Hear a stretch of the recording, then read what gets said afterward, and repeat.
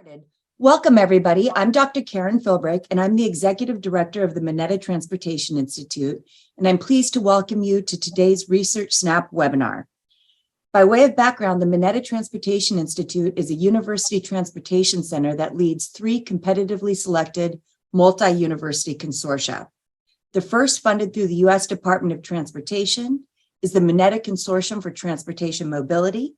The second, funded through the California Road Repair and Accountability Act of 2017, is the California State University Transportation Consortium. And finally, the third, funded through the Federal Railroad Administration, is the Climate Change and Extreme Events Training and Research Program. All of our work focuses on improving the mobility of people and goods. We accomplish that through surface transportation research, education, workforce development, and technology transfer. At the heart of our mission is to increase the safety, efficiency, accessibility, and convenience of our nation's transportation systems. In today's webinar, we're diving into research examining a nationwide survey of older adults who cycle. By looking at more than 2,300 responses to questions about riders' cycling history, current cycling habits, and more, we can begin to understand the impact of aging on ability and agility, and the impacts of the built environment, types of bicycles, and opportunities to cycle with others. Because, of course, cycling with others leads to social support, which is so incredibly beneficial to health, in addition to the physical activity. Our speaker today is Carol Kachadoorian. Carol is an MTI Research Associate, as well as the Executive Director of dblTilde Core. She has a wealth of knowledge and expertise in transportation planning and operations. She's worked at both the city and the regional levels, including school and community-based active transportation planning and looking at older adult mobility. MTI published her pioneering work, Cycling Past 50, a closer look into the world of older cyclists, back in 2021, and hosted the 50+ Cycling Survey Year 4. Results of that most current survey will be released this fall. During the webinar, if you have any questions for Carol, please drop it into the chat feature or the Q&A feature, and we will absolutely get to as many as possible. Carol, again, thank you for being with us. Thank you for stepping away from your grandchild. I know that's a very big deal. We're just delighted to learn from you. So I yield you the floor. Please take it away. Thank you. And I'm very happy to be here today to share information about the 50+ cycling survey, and particularly looking forward to the Q&A afterwards. I hope I can answer your questions. So the 50+ cycling survey grew out of a canceled interview that I was supposed to have with a 78-year-old woman I met while I was cycling. We cycled for a little bit. I asked her some questions. She agreed to meet with me a week later and talk more. In that intervening week, I put together a list of questions to ask her. And then the day before, she emailed and said she was going to play golf. So I thought, well, gee, I have these questions. Let's do a survey, which I launched in December of 2017. The survey has 3 parts. The first part asks for demographics, cycling history, cycling preferences, etc. The second part is a visual preference survey asking respondents to say, given displayed cycling conditions, where they would cycle. And the third part, which is a separate form, is an online journal. Responses that first year in 2017, 2018 were 267. I think Karen mentioned that we had 2,300 in year 3, and in year 4, we had 5,300, thanks in large part to the Mineta Transportation Institute publishing the year 3 data book. There's a QR code here if you want to snap that to be able to download the data book, but I think we're also going to send you a link to that downloadable. That year also, I had an article published in the AARP Livable Communities newsletter that talked about how cities and how people can get back to biking and make biking possible for older adults. So the survey is actually a North American survey. We had about just over 4,100 responses for people in the U.S. almost 800 for people in Canada. And the balance of those responses up to 5,300, we actually, when we did data cleaning, were from all over the world, actually. And we didn't have enough to include in the data analysis for a particular country. So we just stuck with the US and Canada. So what does this survey offer? There is a lot of value in the work. First, it is the only one of its kind in several respects. First of all, it focuses on older adults cycling as a mobility option. It doesn't talk about driving and what happens when older adults stop driving and how they need to get rides or take taxis or public transit. It's focused on cycling. Secondly, it is for people 50 and older only. There are many surveys that have been done of people that cycle that include all age groups. And I don't know what the outreach is to people who are older, but I will say our outreach is only to people who are older. And so that is unique in this survey. And third, it is nationwide. It's actually North American. There's been other research projects that have focused on a particular geographic area, a city or a region, but this is nationwide. It's North American. And so that adds a lot to the value of the work. Secondly, it provides longitudinal data in two ways. First of all, there are questions in the survey that allow us to see the life course of a respondent, how their cycling changed over the course of their life up until today, and really what they envision their cycling future is. And secondly, beginning with the year 4 survey, we're now able to do some longitudinal analysis of changes between year 3 and year 4, and we will continue to do that.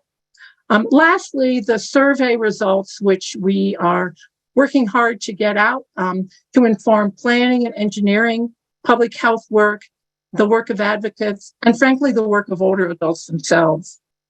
The survey is both interdisciplinary and intersectional. Based upon the answer options offered, as well as the open-ended questions, you can see the variety of topics that are covered in the survey responses, from gender, race, age groups, family dynamics, physical health, including recovery from injuries, the aging process, mental health, and so forth. The survey also expands the knowledge that we have of physical activity and aging. There are many people that age well. There are some people that don't age well, and we learn about that in the survey. It also serves as a self-assessment for people to think about how they can continue to cycle. This was a recommendation that I made in the year 3 survey, and I'm pleased to say that a number of people that took the survey emailed me and told me that's exactly what they used the survey for. And lastly, the value of the survey is, frankly, older adults appreciate being asked. In the online journal, they sometimes upload photos of themselves. My favorite one is the one from Dude Mask Lane. They send me photos of their bikes, places they bike, their Strava route, other places they bike, and sometimes they send me photos of food that they eat.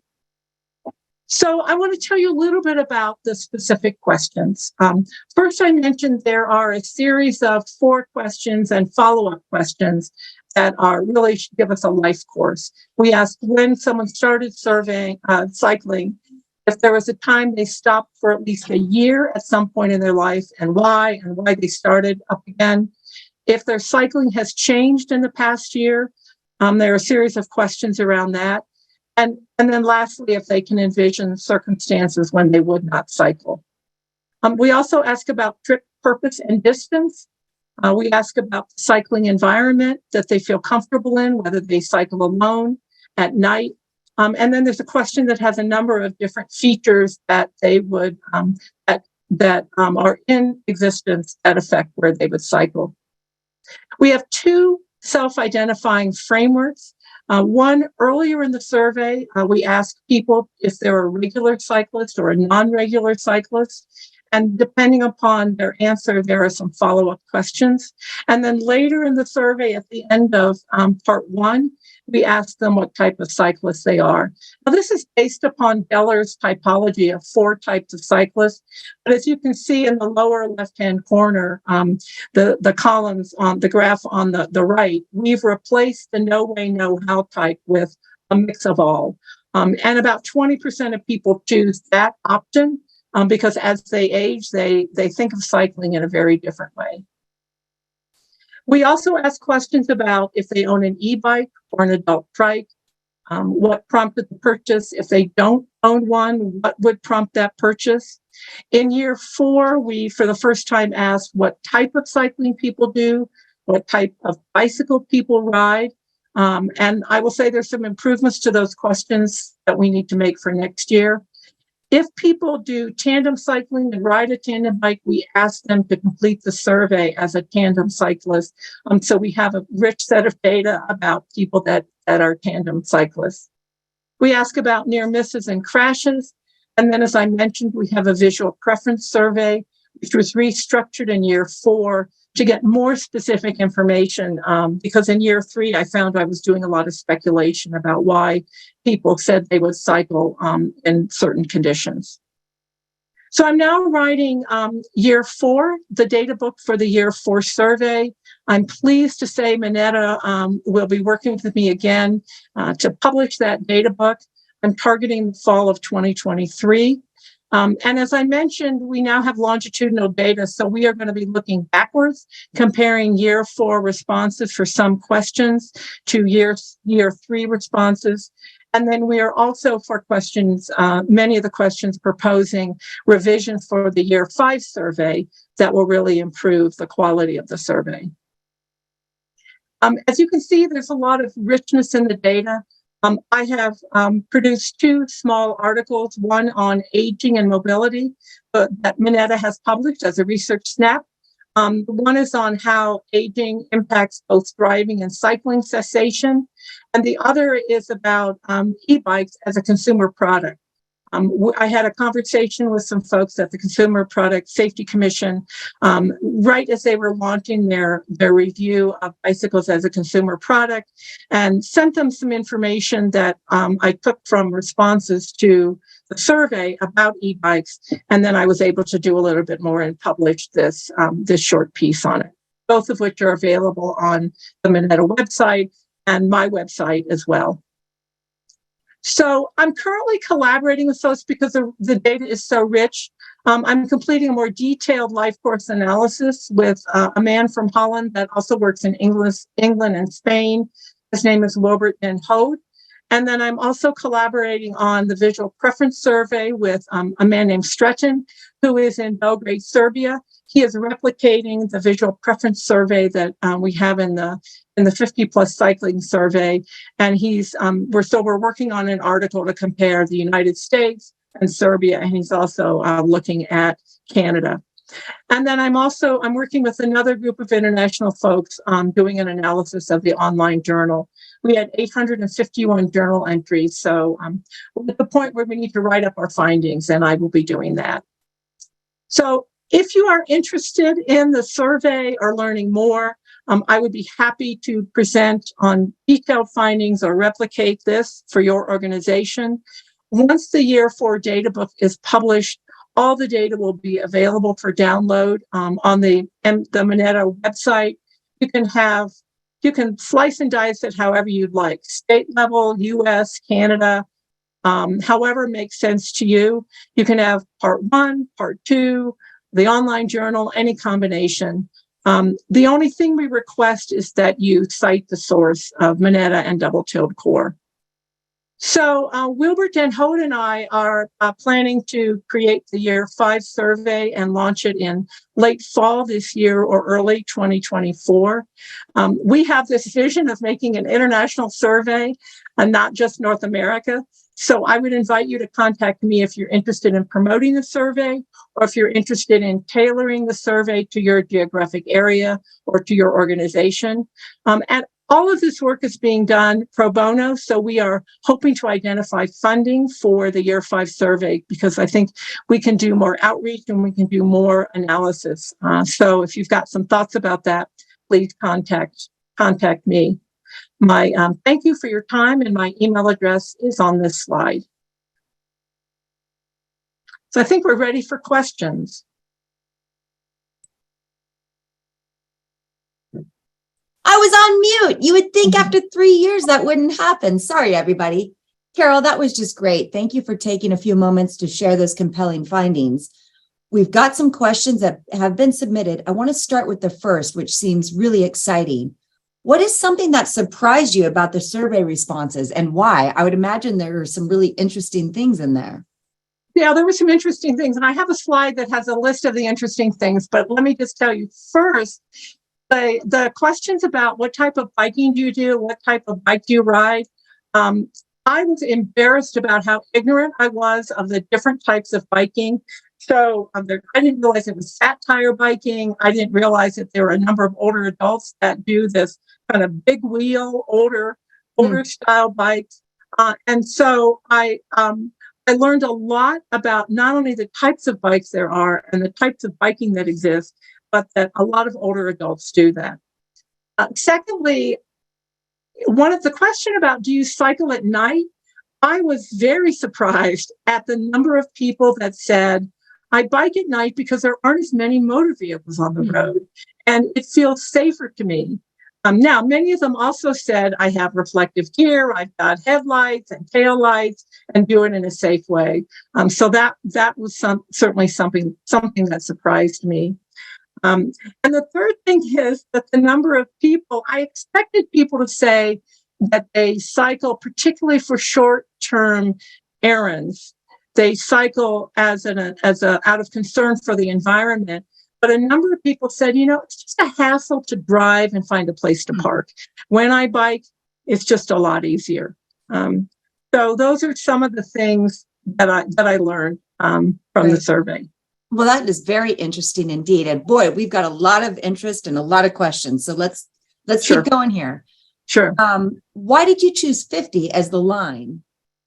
Oh, that's a good question. Probably because that's when you can join AARP. And you have to start someplace. So, and also if you start at 50, then you can begin to compare in terms of, 50 to 50. You can create age groups, 50 to 55 or 50 to 60, and see if there's some threshold ages where there really is a change. So Very cool. That was why. And there was one follow-up to that very specific question, and I'm going to read it verbatim. How was your response rate affected by breaking down the decades after age 50? So, for example, were most of the responses from riders over 60, 65, 70, or do you have that answer? Yeah, so I can show the slide, but most of the responses are from 60 to 70, but there are a good number of people that responded after the age of 70. And in fact, in the course of promoting the survey, I met somebody who runs the Royal Academy of Octogenarian Cyclists. Wow. And so I was allowed to join the Royal Academy of Octogenarian Cyclists, even though I'm only 70. And we have a number of responses, a lot more responses, like several hundred responses from people over 80 and maybe a dozen who are in their 90s, both men and women. Oh, that's fantastic. And through the research that you have done, have you seen attitudes towards e-bikes change? We have. In year one, now again, there were only 267 responses. The ownership rate in years 1 and 2 was 2 to 3%. It jumped to about 8% in year 3 with 23 responses. And in year 4, we're up to about 17%. And then we also did a question. I'll see if I can find this and share it with you. Let me just scroll through here. The slides were very vibrant and engaging. I like the imagery. Thank you. Mm-hmm. Thank you. So let me see if I can share this one. I'll go backwards, go forwards.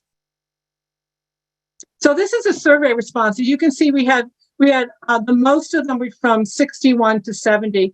But we did have a number. We had almost 400 that were over 76, and we had a number of people that just didn't give their age. I know it's here. There we go. So this shows you the breakout of e-bike ownership by gender. Women are green, men are blue, and this is a percent. And then we asked if they purchased it in the past year. And you can see that while more women up to age 65 own e-bikes, more men 66 and older own e-bikes. But in the past year, more men bought e-bikes than women. Interesting. So, very interesting. And there's been a couple of questions dropped into chat. So Carol will be available to answer your questions in writing if we don't get to them today. And her email address has been dropped into chat. That's one. And to the most recent question, yes, this presentation will be available to you. Later on today, we will be sending a copy of it as well as a video from today's webinar so that you can refer back to it. Alvarina, can you please drop Carol's email in one more time because I'm getting a question for that to happen? And let's get to one of the other questions that was submitted in advance by one of my dear friends and a colleague from the Federal Transit Administration and State DOD. He's really worked at the federal and state levels, Ron Banal.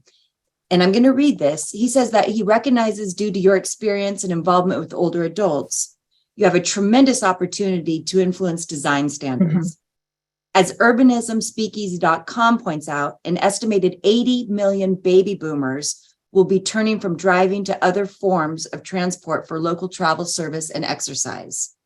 Planners and engineers discuss multimodal design for all ages and abilities, but maintain a primary travel design focus on drivers rather than cyclists and pedestrians.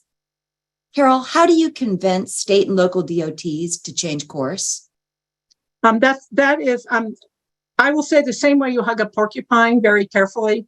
And certainly webinars such as this to inform people in all levels of government are helpful. I think, I appreciate the 8 to 80 mantra, but I think we need to find ways to have people acknowledge that older adults have something valuable to offer, and it is likely that their needs may be different.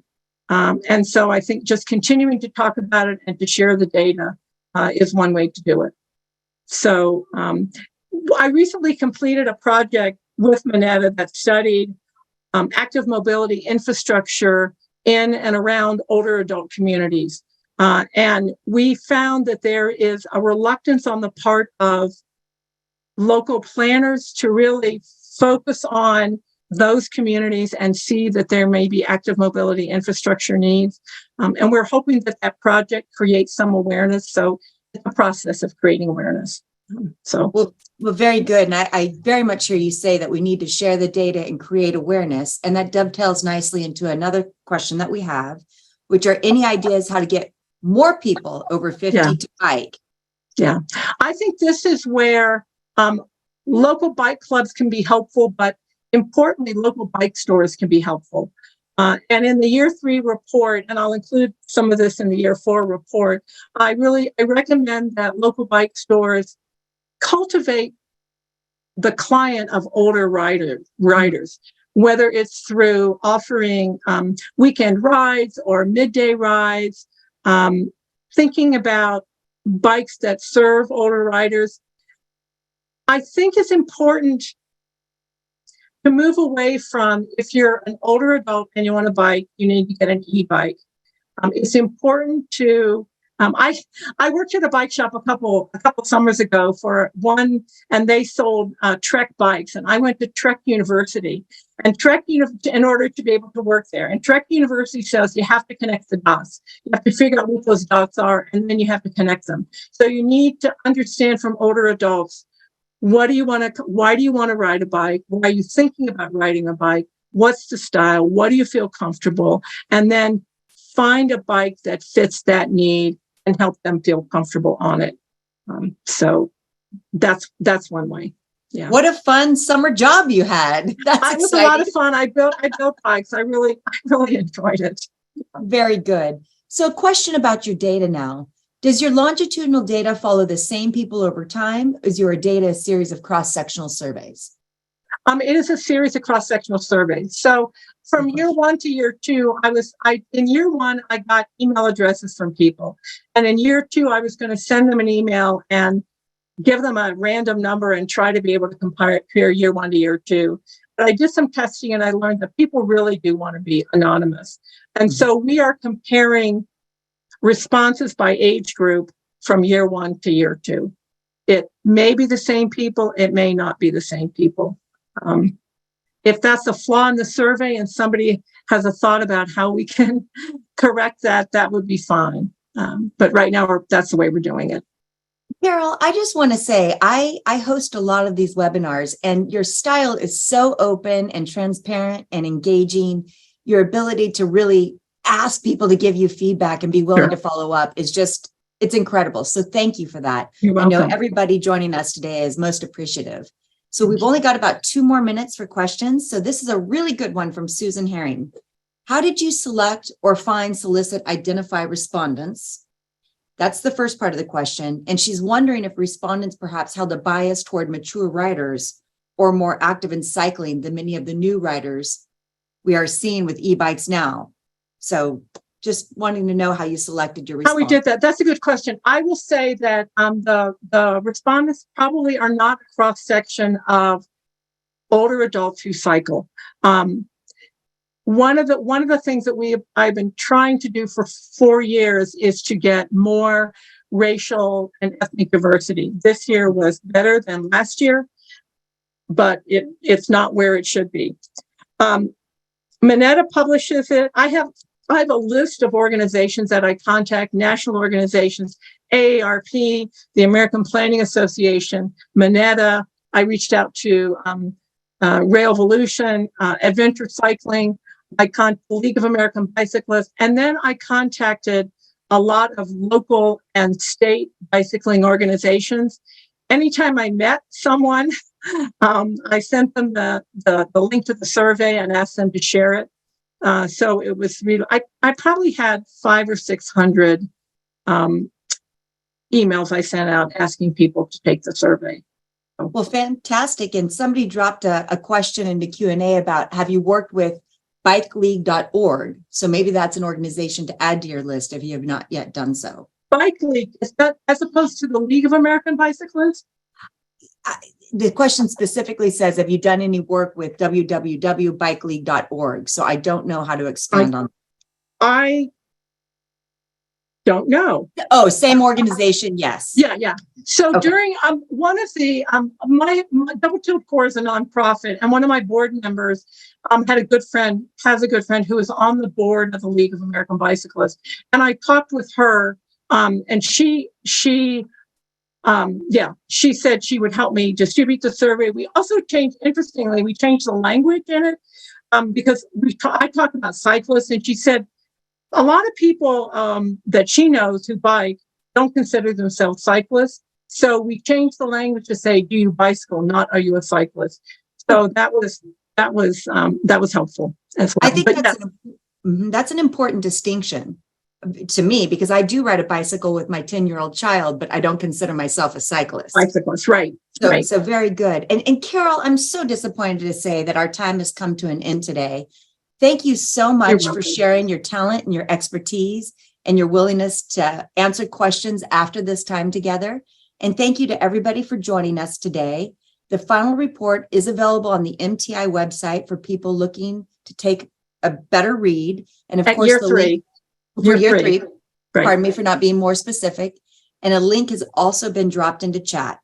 One last note before we go, please join us for one of our legacy events next Friday, June 2nd at 10 a.m. Pacific time for a free virtual webinar for our 14th annual Mineta National Transportation Policy Summit. This year, we're looking at getting to 0 deaths on our roadways. Is the IJA up to the challenge? Why, you may ask? Because in the United States alone, last year, almost 43,000 people lost their lives on our roads, and it's a crisis. In addition to that number, many millions more were injured. So you can hear from Chair of the National Transportation Safety Board, Jennifer Homendy, as well as the Administrator for the Federal Motor Carrier Safety Administration, Robin Hutchinson. After they speak, it'll be followed by a panel of experts that includes the Director of Caltrans, Tony Tavares, as well as Mayor Ravi Bala and other experts. Please join us for this free and exciting webinar held in partnership with the Commonwealth Club of California. And with that, I wish you all a great day. Be well, and we'll see you next time.